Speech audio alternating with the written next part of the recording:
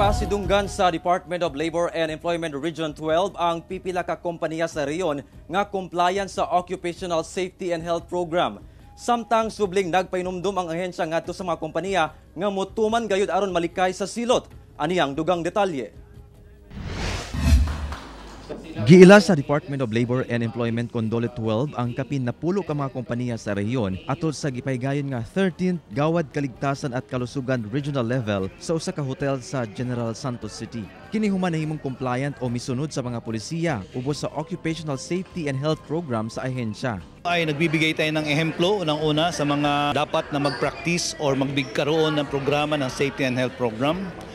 Another significant ito ay bilang ehemplo, maiengganyo natin yung iba kasi napakahalaga po ng safety and health. Kung ang safety and health ang pag-uusapan, buhay po at saka propriedad ang nakasalalay. Matud sa Dole 12, daghan pang mga kompanya sa reyon ang dili compliant sa Occupational Safety and Health Program. Sa kapin 800 ka mga kompanya nga ilang na inspeksyon sugod sa milabayng tuig hangtod karong tuiga, gibana-bana ang anaa sa kapin 200 ang dili compliant sa maong programa. So marami po, in fact, simple lang, walang first aider, walang safety officer, walang sabihin natin registration on safety and health.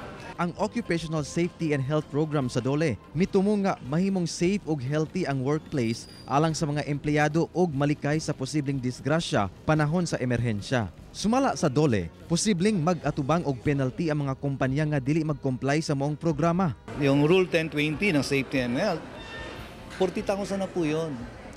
At nag-accumulate po yun araw-araw pag nabigyan ka na ng final order. So ibig sabihin, kinabukasan hindi pa naayos yun, mag-80,000 na yun. Kauban si Gary Balantay ug Bong Vicencio, Efren Mamak. 1 Mindanao.